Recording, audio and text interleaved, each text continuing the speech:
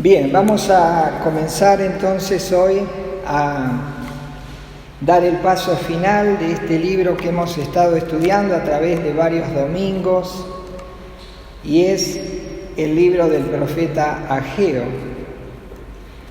Ageo tiene, como verán, 2 capítulos.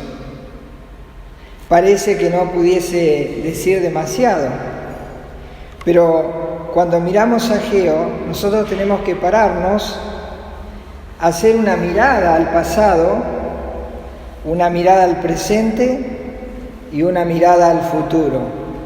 Eso es lo que tiene este libro de Ageo.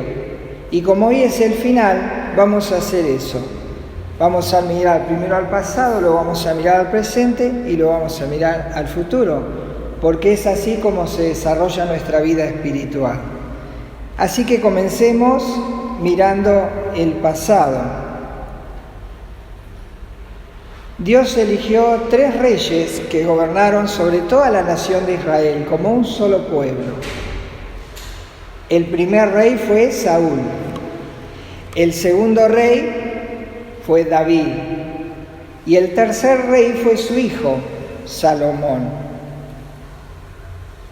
Cuando Salomón muere, el reino se divide en 2. Tristemente se divide en 2. El reino del norte y el reino del sur. Este libro Ageo trata sobre el reino del sur. Miramos al pasado. El último rey, dije, fue Salomón. Salomón construyó el primer templo en el año 960 a.C. Podemos decir que si hoy ese templo estaría en pie, sería la primer maravilla del mundo. Fue un templo majestuoso, con tanta ornamenta y tanta cantidad de oro y de plata, como hoy no se podría construir. Lamentablemente, la nación de Israel no era codescendiente con ese templo. ¿Por qué? Porque en ese templo se colocó el Arca de la Alianza. Cuando se coloca el Arca de la Alianza, en ese arca desciende la gloria de Dios. Pero la nación de Israel no merecía esa gloria manifestada en medio de su pueblo. Pecaron contra Dios, hicieron idolatrías, hicieron uniones ilícitas y deshonraron a Dios de tal manera que Dios se enojó y entonces los castigó enviando desde Babilonia a un rey llamado Nabucodonosor, quien invadió en el año 586, invadió al reino del sur,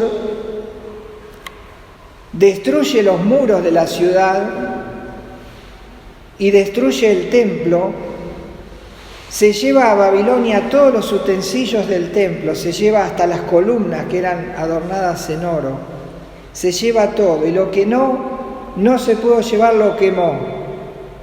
Quemó la ciudad, quemó las casas, los palacios, dejó todo en ruina y se llevó cautivo por 70 años al pueblo de Judá. Miren el efecto del pecado. El pecado tiene consecuencias, pero lo único que no se pudieron llevar fue el Arca de la Alianza que estaba en el lugar santísimo, donde Dios manifestaba su presencia. Eso no lo pudieron llevar y hasta el día de hoy nadie sabe dónde está ese arca donde se manifestaba la presencia de Dios. Es así que después de los 70 años de estar cautivos en Babilonia, Dios permite que el castigo ya estaba suficiente y que habían entendido que después de este castigo iban a volver y van a ordenar su vida como a Dios le agrada, porque lejos de Dios no hay vida en paz con Dios, no hay vida en paz con uno mismo y no hay vida en paz entre nadie. Por lo tanto, les permite regresar, y regresan 42.000 judíos y vienen con una misión dada por Dios, es levantar el segundo templo, levantar la ciudad, construir los muros y luego restablecer el culto. Y entonces Dios otra vez da una segunda oportunidad a la nación. Como a nosotros, cuando nos alejamos de Dios, nos da chachar la cola y entonces después que nos duele, volvemos a Dios y dice, bueno, empecemos de nuevo. Y entonces allí en el 516 vienen esos 42.000 judíos con la misión de levantar el templo, la ciudad, el culto y las murallas. Por supuesto, va en distintas etapas, pero este primer grupo viene al mando de un gobernante elegido por Dios que se llamó Zorobabel. Y él fue el gobernante político, pero también trajo un gobernante espiritual, que fue Josué, hijo de Josadac. Y después todo el pueblo viene a edificar el templo. Y entonces Dios usa a Ageo, porque en la edificación, como te pasará en tu vida y en la mía, siempre necesitamos hacer correcciones, porque a veces nos salimos del camino. Entonces, Dios va a hablar al pueblo mientras está edificando por medio del profeta Ageo, y va a dar 4 mensajes. Nosotros vimos 3 mensajes y los vamos a repasar. El primer mensaje que Ageo le da al pueblo fue el 19 de agosto del 520 a.C. ¿Y por qué le da este mensaje? Porque ellos llegaron de Babilonia para construir el templo. Y entonces, ¿qué hicieron ellos? Comenzaron a construir, cortaron los yuyos del baldío donde estaba, cavaron las zanjas para poner los cimientos, echaron los cimientos y después dijeron, pucha, estamos trabajando mucho para Dios y poco para nosotros, mejor vámonos y vamos a casa y hagamos nuestras casas. Y entonces dijeron, bueno, la verdad que está bien, estoy trabajando mucho para Dios, estoy invirtiendo mucho en Dios, dice, bueno, se fueron cada cual a su casa y entonces cada uno empezó a edificar su casa, hicieron mansiones, dice que hicieron unas casas maravillosas para ellos. Y entonces el primer mensaje que el profeta Ageo le da a este pueblo con este corazón es decirle así, bueno, vayan a su casa, sáquenle una foto, como ya lo he dicho otra vez, y después con esa foto vayan al baldío donde está el edificio que tenían que edificarme, el segundo templo, y pongan la foto al lado de eso. Tal vez no puedan ver lo que hay en ese terreno que dejaron de edificar porque ahora está lleno de yuyos, pero ahí saben hay cimientos. Miren sus casas artesonadas, cómo están. Y les dice, ustedes lo único que tienen es plata, pero tienen una miseria espiritual espantosa. Entonces les dice, bueno, el primer mensaje dice, meditad sobre lo que están haciendo. Cuando comparen la foto, digan ustedes, no lo voy a decir yo, dice Dios por medio del profeta Ageo, díganlo ustedes. ¿Qué les parece? ¿Les parece bien eso? Entonces los llama a meditar en vuestros caminos. Entonces, como dijeron, no, la verdad que tiene razón, no está bien. Entonces, por medio del profeta Ageo se provoca un avivamiento y un despertar. Y entonces todos dicen, sí, está bien, vamos a construir, qué bueno. Y eso pasa en el capítulo 1, desde el versículo 1 al versículo 15. Y entonces comienzan otra vez, van al templo, otra vez arreglan, limpian el terreno, todo lo que estaba sucio y comienzan a edificar. Y cuando comienzan a edificar y comienzan a ver que la estructura no tenía la fuerza, no tenía la estampa que tenía el primer templo, comenzaron a desanimarse Y comenzaron a decir, la verdad que el templo de Salomón era extraordinario, mirá el escracho que estamos haciendo. Y entonces unos se gozaban porque nunca habían visto un templo y lo estaban construyendo y para ellos se gozaban, pero otros decían, no, esto es una porquería, ni se parece a la gloria del templo que tenía con Salomón. Entonces dice que ahí se desanimó el pueblo. Y entonces ya no va a venir un mensaje de exhortación por parte del profeta Ageo, sino que va a enviar el segundo mensaje. Y está en el capítulo 2 del versículo 1 al 9, en el cual les dice Dios, a través del profeta Ageo, segundo mensaje, y se lo da el 17, 2 meses después, el 17 de octubre del 520. Les dice así: ¿ustedes miran el templo de Salomón? Dice, bueno, yo habité en el templo de Salomón.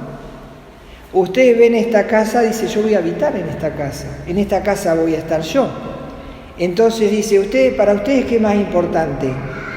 ¿La casa, el templo o yo? ¿O que yo habite? Les dice Dios, yo voy a estar entre ustedes, yo estaré con vosotros. Entonces, como yo estaré con vosotros, eso es lo importante. Lo importante es si nosotros estamos edificando una vida en la cual Dios está con nosotros. Si nosotros nos acordamos cuando Dios le dice a Moisés, quiero que saques a toda esta nación y la lleves a la tierra prometida. Y entonces Moisés dice, pero yo ¿qué soy yo? Dice, no, pará. Dice, mi presencia, eso está en Éxodo 33, 14 y 15, dice, mi presencia irá contigo y te daré descanso. Y entonces Moisés dice, Señor, dice, si tu presencia no ha de ir conmigo, no nos saques de esta tierra. Y eso es lo que nosotros debemos pensar. Que si Dios está con nosotros, lo poco o lo mucho que edificamos, y eso es lo importante. Y entonces ahora el pueblo se relaja y se anima y comienzan a trabajar. Y comienzan a edificar el templo. Y ahora hay muchas cosas que ordenar. Porque ahora hay algunas cositas que están pasando, a pesar de que el templo se está construyendo.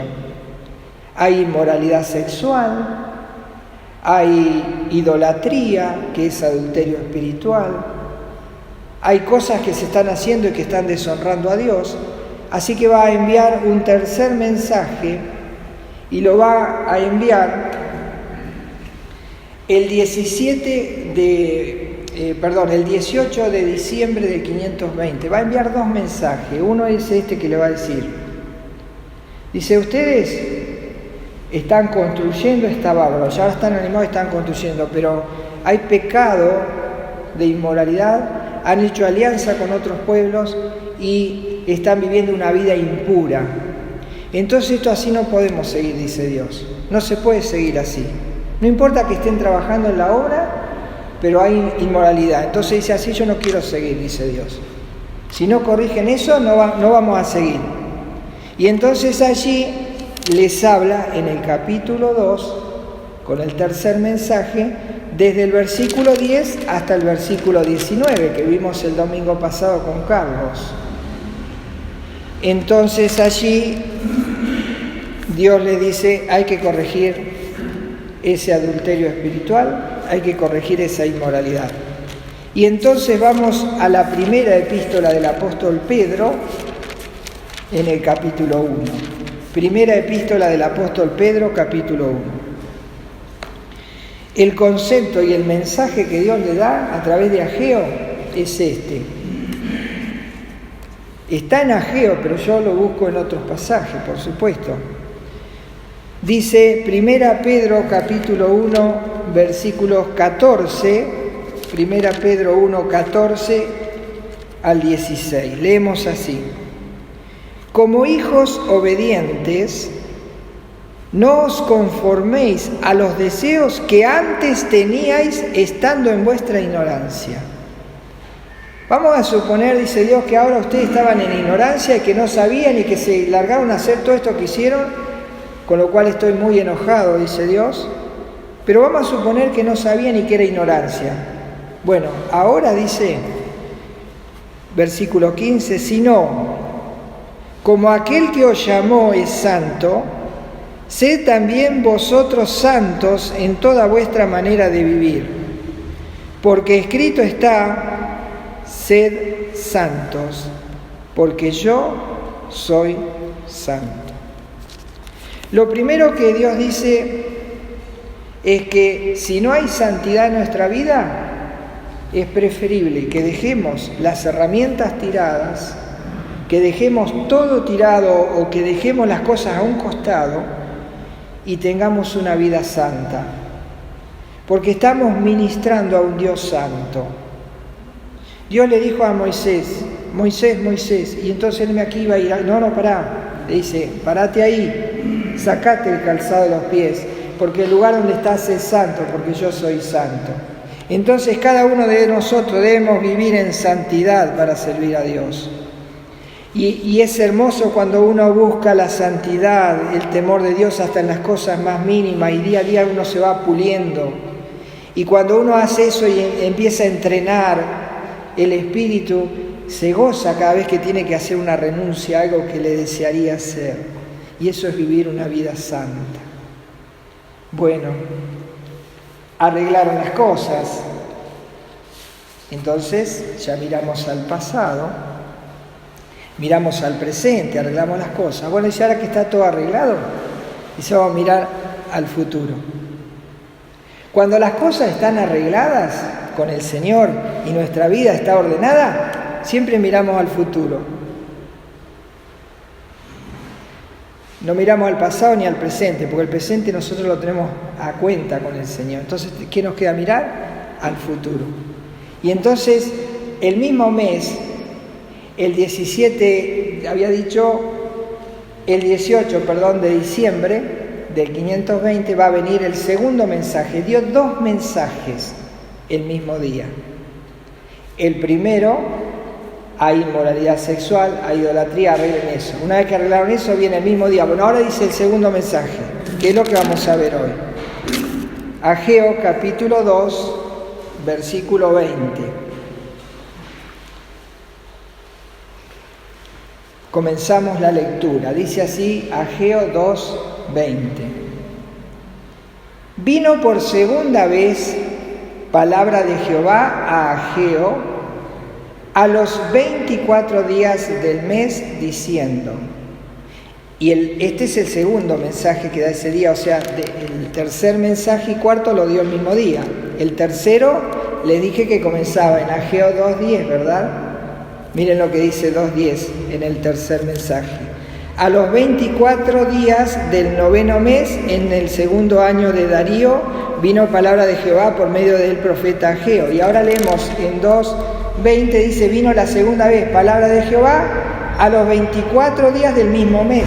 O sea que la misma fecha da 2 mensajes. Y en este mensaje, ¿a quién se va a dirigir? Se dirigirá al sacerdote, al gobernante, se dirigirá al pueblo.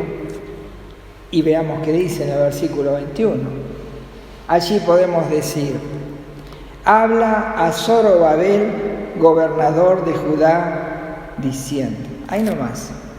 Es decir que este mensaje no es para el gobernante religioso Josué, hijo de Josadac, no es para el pueblo, sino que este mensaje es para el gobernante Zorobabel. Y nosotros pensamos, al hablar de Zorobabel, que está lanzando una profecía hacia el futuro, personificada en Zorobabel, pero que apunta al único rey mundial que puede hacer sujetar a todas las naciones y aún el cielo doblar las rodillas ante él. Hay un solo gobernante que cumple esta función, por eso no es Zorobabel. Si bien a Zorobabel le sirvió todo esto, pero esto apunta al futuro. ¿Por qué? Porque dice el versículo 23, dice, en aquel día, dice Jehová, no habla de este día a Zorobabel, dice en aquel día. Si le estaría hablando a Zorobabel presente, diría en este día, ¿verdad? Dice, en aquel día, dice Jehová de los ejércitos, te tomaré, oh Zorobabel, hijo de Salatiel, siervo mío, dice Jehová, y te pondré como anillo de sellar, porque yo te escogí, dice Jehová de los ejércitos. Entonces es una profecía que mira hacia el futuro. Y en el futuro va a venir un gobernante que va a ser un gobernante eterno, mundial, que va a dominar sobre todo, y no es el anticristo, porque el anticristo no va a tener dominio total. Siempre va a estar bajo la sujeción de Dios en todo, y no todas las naciones se le van a sujetar, pero a este rey sí. Entonces podemos pensar que esta profecía se cumplió, comenzó a cumplirse, con la venida del Mesías, al cual Dios ya determinó estas características que le dice a Zorobabel. Dice el versículo 23, en aquel día, vamos a extraer algunas palabras, en aquel día, dice Jehová de los ejércitos, te tomé, oh Zorobabel, hijo de Salatiel, siervo mío, dice Jehová, y te pondré como anillo de sellar. Y la cuarta palabra que extraemos, porque yo te escogí. Entonces empecemos a ver cómo la profecía se va cumpliendo y comienza con el nacimiento, con la llegada del Mesías. Dice Mateo capítulo 1,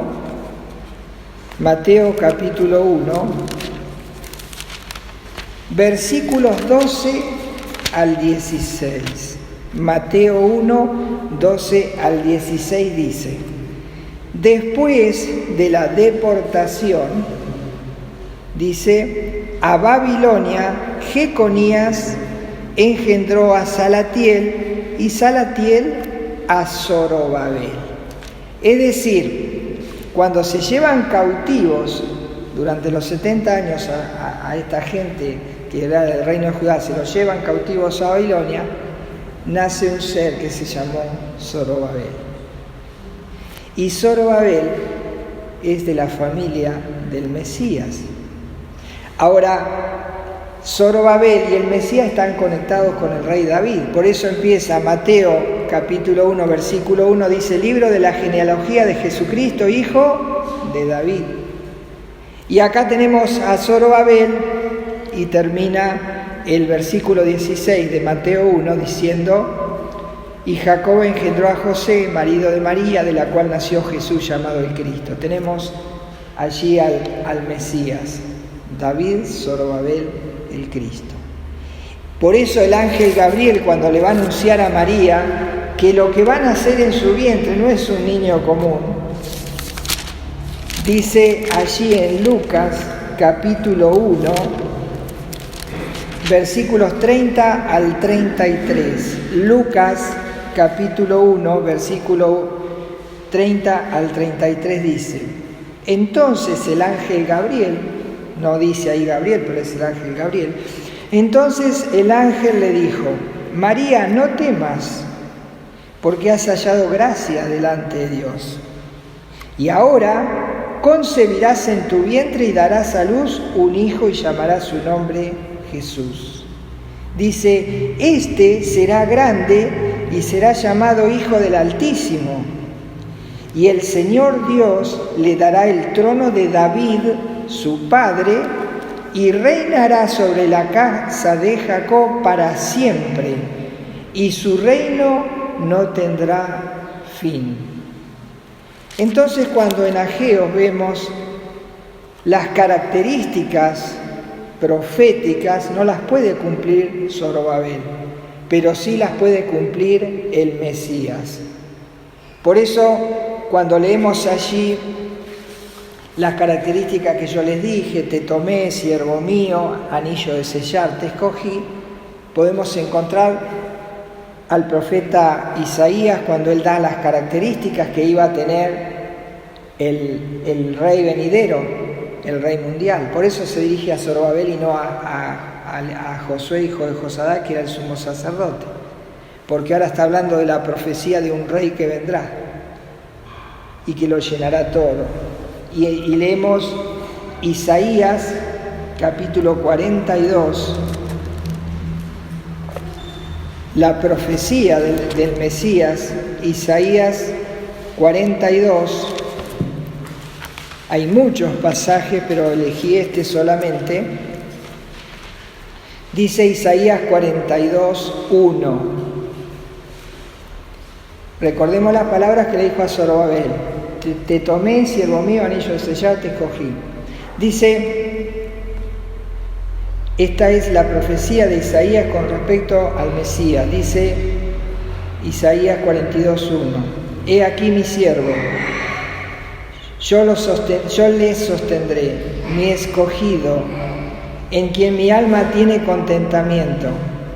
He puesto sobre él mi espíritu, él traerá justicia a las naciones.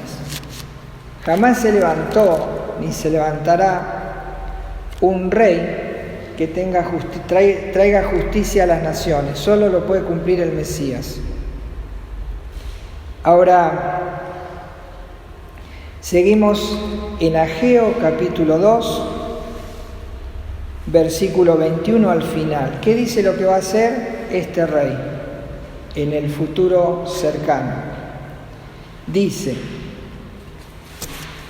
Ageo 2:21b: Yo haré temblar los cielos y la tierra. Versículo 22a: Y trastornaré el trono de los reinos y destruiré la fuerza de los reinos de las naciones. Hasta ahí nomás. Dice que este gobernante mundial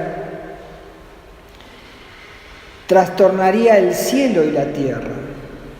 Es decir, que no es un gobernante, digamos, supongamos que hubiese un gobernante que trastorne el mundo, pero no puede trastornar el cielo. Eso es imposible, solo Dios puede hacer eso, de conmocionar al cielo y la tierra a la vez. Solo el Mesías puede cumplir eso. Por eso podemos encontrar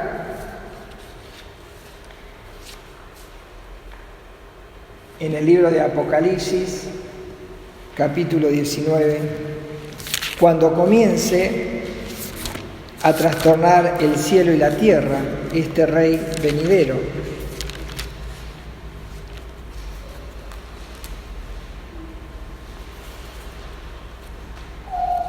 Pensemos un poquito. Leímos que trastornaría los tronos. Decía Ageo en el 22, dice, y trastornaré el trono de los reinos. Es decir, que no habrá otro rey porque trastornará, pateará la silla de todos los reyes para que haya un solo rey.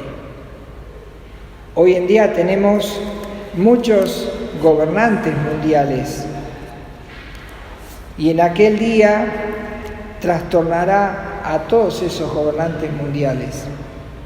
¿Cuándo será aquel día? Bueno, miremos la hora. Supónganse que yo tengo 11:33 y que comenzara a las 11:35 a suceder algo. Que nos hubiesen dicho que 11:35 el Señor Jesucristo viene a levantar a su iglesia y la saca del mundo. Entonces, a partir de las 11:35, que la iglesia habrá desaparecido, nosotros habremos desaparecido, nos quitará del mundo, porque a partir de allí comienzan 7 años. 7 años terribles para la raza humana en general. 3 años y medio parecerán de paz, de todo, pero después de los 3 años y medio comenzarán a ocurrir devastaciones celestiales que trastornarán la tierra y los reyes y los gobernantes serán trastornados. Y entonces, cuando los 7 años se cumplan, dice que se abrirá la puerta de los cielos y entonces allí hay un ejército preparado que está alistado, donde hay un general que va a bajar en un caballo blanco y le van a seguir millares y millares de seres espirituales. Y entonces en forma visible le verán venir pero no se podrán contentos cuando le vean venir, porque este rey no viene a salvar, sino viene a matar. Y va a destruir a toda la raza humana que en esos 7 años no se haya convertido al Señor. Los va a matar. Va a ser una muerte tan grande, dice que el valle de Megiddo se llenará, dice, y la sangre de los muertos llegará a cubrir hasta los frenos de los caballos, porque es tremenda. Cuando Dios aplica su disciplina, es tremendo. Nosotros no nos damos ni idea de lo que Él dice ser santo cuando yo soy santo. Bueno, ahora vemos abrirse los cielos. El ejército ya está listo y empieza a bajar a la tierra. El cielo está trastornado por lo que está pasando, pero más trastornado por lo que va a pasar abajo. Dice Apocalipsis 19, capítulo 11. Dice así: entonces vi el cielo abierto, y he aquí un caballo blanco, y el que lo montaba se llamaba Fiel y Verdadero, y con justicia juzga y pelea. Sus ojos eran como llama de fuego, y había en su cabeza muchas diademas. Y tenía un nombre escrito que ninguno conocía sino él mismo. Estaba vestido de una ropa ceñida en sangre, y su nombre es el Verbo de Dios. Y cuando vamos a Juan 1:1 dice: en el principio era el Verbo, y el Verbo era con Dios, y el Verbo era Dios, hablando de la persona de Jesucristo, quien monta ese caballo de guerra. Dice el versículo 14: y los ejércitos celestiales, vestidos de lino finísimo, blanco y limpio, le seguirán en caballos blancos. De su boca sale una espada aguda para herir con ella a las naciones, y él regirá con vara de hierro, y él pisa el lagar del vino, del furor y de la ira del Dios Todopoderoso. Y en su vestidura y en su muslo tiene escrito este nombre: Rey de Reyes y Señor de Señores. Como el Espíritu nos hablaba esta mañana en la Cena del Señor y nos llevaba a Filipenses capítulo 2, versículos 9 y 10, donde toda rodilla se doblará, donde toda lengua confesará. Ya no habrá altivos, no habrá tronos, el único Rey gobernante es el Señor. Lo más maravilloso es que nosotros estamos viviendo ya los últimos tiempos y estamos en esa profecía que allí sentado frente al monte de los olivos, el Señor le dice a sus discípulos. Mateo capítulo 24. Mateo capítulo 24 dice, allí en los versículos 6 y 7, dice: y oiréis, 24:6 dice: y oiréis de guerras y rumores de guerra. Mirad que no os turbéis, porque es necesario que todo esto acontezca, pero aún no es el fin. Hoy estamos en este tiempo de guerras y de rumores de guerra. No nos tienen que contar qué está pasando a nivel mundial. ¿Vieron cómo las naciones se van alineando? ¿Y qué está pasando? Se van a matar entre ellas. Cuando dice, nosotros podemos pensar y decir, por ejemplo, uno de los gobiernos tiene armas nucleares, el otro tiene armas con fuentes de energía. Hay armas que son nucleares, hay armas que son biológicas y hay armas que son de energía, es decir, que pueden fulminar a las personas con solo enfocarla y la fulminan, porque las ondas electromagnéticas a cierta frecuencia destruyen lo que tienen enfrente. Nosotros tenemos los microondas, por ejemplo, que no se puede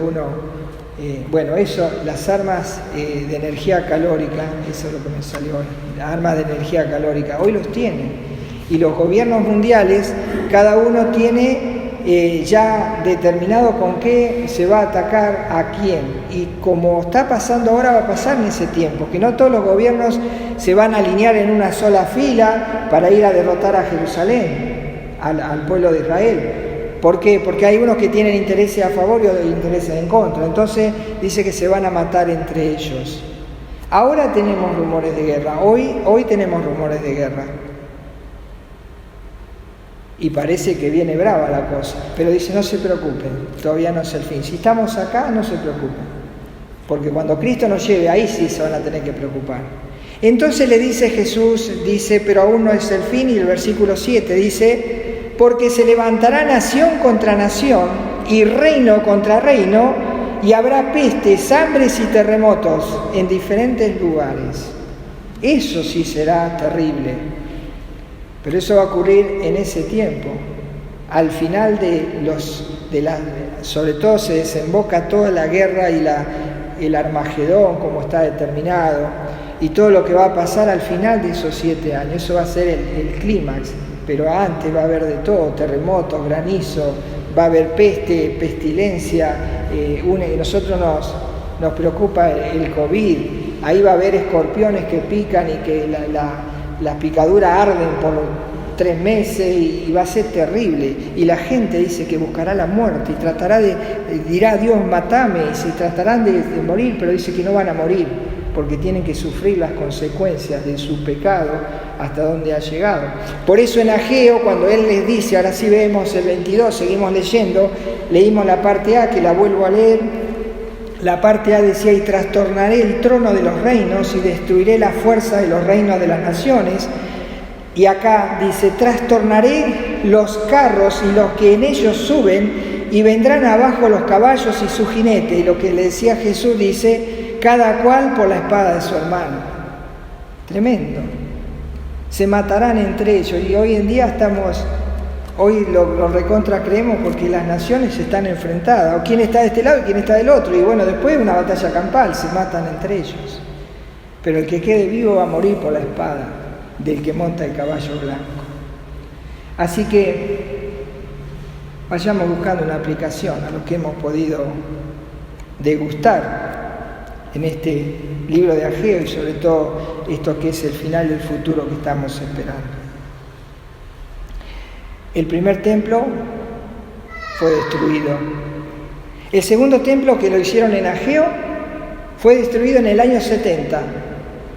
En el 586 el templo de Salomón es destruido, en el año 70 después de Cristo es destruido el segundo templo. Y Dios le dijo, no importa el templo, lo que importa es que Dios habite, y donde Dios elige habitar, eso es lo que importa, hermanos. Por eso nosotros debemos de pensar en esta hora. Primero, las condiciones para que el templo sea honrado y que la presencia de Dios sea glorificada, porque ahora Dios ha elegido templos no hechos de mano. Ya no quiere templos hechos de mano, así que no se preocupen porque no va a habitar en templos hechos de mano. Él eligió otro templo. El primer templo que eligió Dios para habitar es la persona de Jesús, porque el apóstol Juan dice en Juan 1:14, y aquel verbo del cual hablábamos recién fue hecho carne y habitó entre nosotros y vimos su gloria como del unigénito del Padre, lleno de gracia y de verdad. En el monte de la transfiguración él dice, esto soy yo, y corre ese velo de humanidad y le dice, miren quién soy, y después lo tapó a Pedro, Jacobo y Juan en el Monte Santo. Entonces el primer templo es el templo de Jesucristo, y luego, como él tiene el anillo de sellar, él ha elegido habitar en templos humanos, no quiere templos hechos de manos. Y allí, cuando vamos a a la carta que el apóstol Pablo escribe a los Corintios, segunda carta de Pablo a los Corintios, 2 Corintios, en el capítulo 1, 2 Corintios capítulo 1, vamos a leer versículos 19 al 22. Dice así, 2 Corintios 1:19, porque el Hijo de Dios, Jesucristo, que entre vosotros ha sido predicado por nosotros, dice Pablo, y también por nosotros que predicamos a Cristo.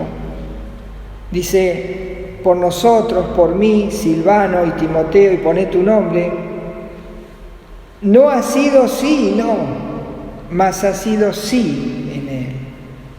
Dice, porque todas las promesas de Dios son en Él sí y en Él amén, por medio de nosotros, para la gloria de Dios. Dice, y el que nos confirma con vosotros en Cristo, y el que nos ungió es Dios. ¿Se acuerdan que hablaba del anillo de sellar, que da la autoridad máxima para imprimir en un documento la pertenencia? Dice, versículo 22, el cual también nos ha sellado y nos ha dado las arras del Espíritu en nuestros corazones. ¿Qué quiere decir esto? Que Él nos escogió, nos llamó, nos selló con el Espíritu Santo el día que creímos y le confesamos como Señor y Salvador. Nos arrepentimos, entendimos que necesitábamos a Dios, nos selló. Porque nosotros comprendimos la obra de la cruz, nos selló. Entonces dice, bueno, este está sellado con el anillo del Rey de Reyes y Señor de Señores.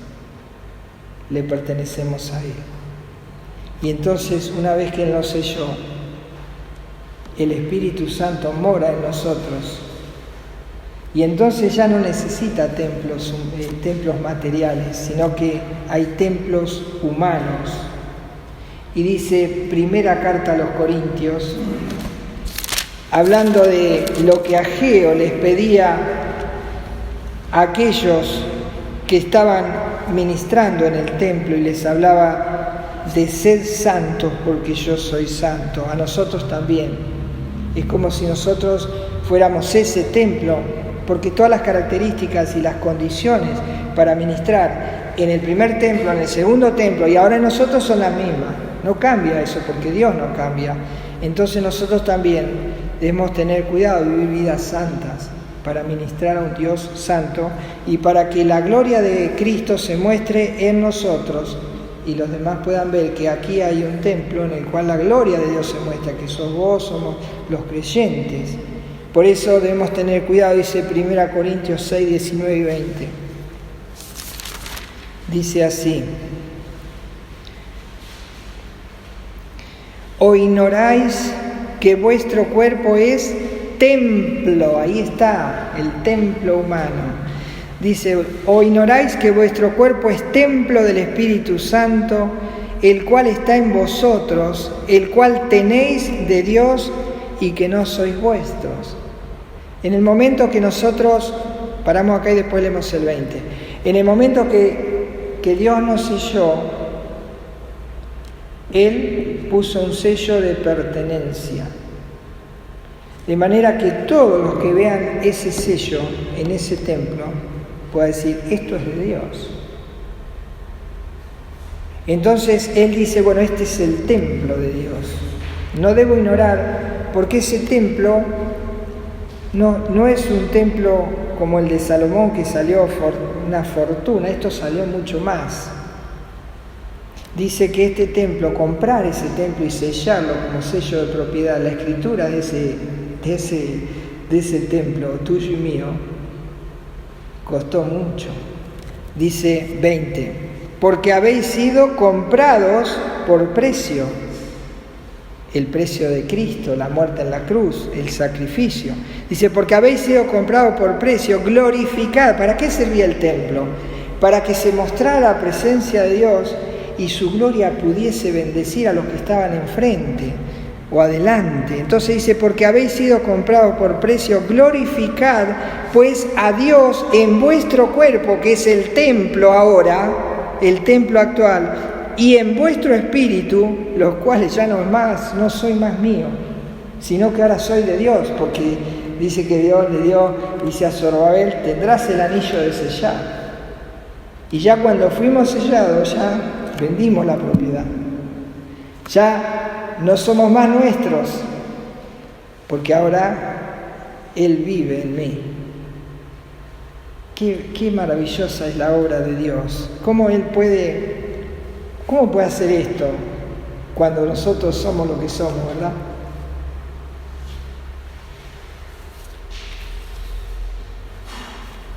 El último versículo que vamos a ver, vamos a la carta a los Hebreos, capítulo 13. Y pensemos en esto, hermanos, antes del devoción. Dios nos llamó, nos escogió, ¿cuándo? ¿Cuando vio que nos portábamos bien? No. Dice que Él nos escogió antes de la fundación del mundo. Él nos escogió para comprarnos, para usar nuestro cuerpo como templo, y entonces a través de eso se manifiesta la presencia de Dios y la gloria de Dios es visible para que todos puedan ver al Señor. Entonces, ¡wow! ¡Qué responsabilidad! Por eso que Ageo en el tercer mensaje le dijo, piensen en esto, es un templo santo, santo, santo. Sed santos porque yo soy santo. No es un templo cualquiera, hermanos. No sé si vamos a alcanzar a entender lo que trato de decir. Las palabras son muy limitadas. Pero la profundidad que tiene esto que estoy diciendo es muy fuerte, muy fuerte. Yo cada vez que hago algo tengo que ver si eso no ofende a Dios o si eso está a favor de Dios. Porque ¿cuál es el deseo de que Dios te llamó, te escogió, te selló y puso su espíritu en vos? Que Él quiere hacer su voluntad en vos. Y cuando Él no hace su voluntad en vos, pasa lo que pasaba en el tercer mensaje de Ageo. No estaban honrando a Dios, entonces Dios no podía mostrar su gloria. El espíritu estaba apagado, pero no hay gloria. Dice Hebreos 13, vamos a leer desde el 20 y 21, y con esto vamos a terminar. Dice Hebreos 13, 20 y 21. Y el Dios de paz, que resucitó de los muertos a nuestro Señor Jesucristo, el gran pastor de las ovejas, por la sangre del pacto eterno, os haga aptos en toda buena obra, para que hagáis su voluntad, haciendo Él en vosotros lo que es agradable delante de Él por Jesucristo, al cual sea la gloria por los siglos de los siglos. Si nosotros tenemos ordenada nuestra vida hoy, no necesito mirar ni el presente ni el pasado. Si yo tengo ordenada la vida hoy, tengo que mirar al futuro. ¿Cuáles son los planes de Dios para mi vida en 5 minutos, en 10 minutos, en 1 hora, en lo futuro? Y quiera el Señor que en este templo que ahora eligió se pueda manifestar la presencia de Dios y la gloria de Dios. Como dijo Moisés, Señor, si tu presencia no ha de ir con nosotros, no nos saques de aquí. No, dice Dios, mi presencia irá contigo. ¿Habría alguna razón, pensemos, habría alguna razón para que yo me entretuviera en otras cuestiones vagas que no tienen valor, como esto tan valioso? ¿Habría algo que se compare a eso? No, ¿verdad? Entonces, qué maravilloso es poder servir a un Dios que nos ama, que lo dio todo, como decía Carlos 1 Corintios 13, como hablaba nuestro hermano Gonzalo, que derramó ese perfume para que la casa se llenara. Y nosotros todos los días tenemos que tratar de derramar ese perfume en este templo para que el Señor se agrade y que cada uno de nosotros pueda hacer ese olor grato a Cristo, que manifiesta el olor de su presencia y su conocimiento irradia la imagen de Cristo. Qué bendición, hermanos, qué bendición. Que el Señor nos ayude y entendamos, aunque sea un poquito, de lo que hemos podido meditar en esta hora. Vamos a orar. Voy a orar por cada uno de ustedes y también por mí, para que podamos ser ese templo santo que fue diseñado desde antes de la fundación del mundo, puesto en evidencia en este tiempo, pero que en el futuro la gloria será mucho mayor porque estaremos en su presencia. Oremos. Señor, te doy gracias porque, como decía el profeta Isaías, siendo hombre inmundo, de labios inmundos, que habita en medio de un pueblo con labios inmundos, ¿cómo es posible que tú te dignes a mostrar esa gloria, tu presencia? Pero gracias, Padre, porque ese carbón encendido tocó mis labios y lo de muchos y de mis hermanos que estamos aquí. Padre, ayúdanos, Señor, a entender que el templo necesita santificarse porque el que lo habita es santo. Y ayúdame a evaluar, no a elegir entre lo malo y lo bueno, sino a elegir entre lo bueno y lo bueno, que es lo importante. Porque elegir entre lo malo y lo bueno es fácil, pero elegir entre lo bueno y lo bueno, ¿cuál es lo mejor, Señor? Para ti lo mejor. Ayúdanos a tener una vida consagrada, como cada uno de estos siervos que consagraron su vida cuando le decías a Josué: mira que te manda, que te esfuerzo, que seas valiente, no desmayes, porque Jehová tu Dios estará contigo donde quiera que vayas. Y si tú nos has prometido estar con nosotros, ¿cómo hemos de tratar de desviarnos de este calor de amor y de tu presencia y del Espíritu que se manifiesta? ¿Y cuánta obra tienes para cada uno de nosotros? Señor, tú deseas cumplir tu voluntad en nosotros, para lo cual debe morir el yo, para que viva Cristo en mí. Señor, haz tu obra en medio de estos tiempos tan difíciles y aviva el fuego y el don que has puesto en cada uno de nosotros para que seamos útiles y podamos llevar este mensaje al mundo que hoy se está alineando entre dos frentes para combatir el uno contra el otro. No hay esperanza. Señor, ¿cuál es el valor? El valor que ha tomado el mundo es matarse unos a otros, a ver quién es el mejor. Pero nosotros tenemos a Cristo. Ayúdanos a predicar a este Rey de Reyes y Señor de Señores. Y mirar el reloj porque ya estás llegando, ya estás viniendo a buscarnos y estaremos en tu presencia por siempre. Gracias, Padre, por tu palabra. Oramos para que bendigas a cada familia representada y que nos uses con poder, Señor. Oramos en el nombre del Señor Jesús. Amén. Oh, qué amor incomparable, Jesucristo nos mostró cuando su preciosa sangre por nosotros derramó. De su amor, ¿quién no recuerda? ¿Quién no le adorará? Exaltado sea por siempre nuestro príncipe de paz.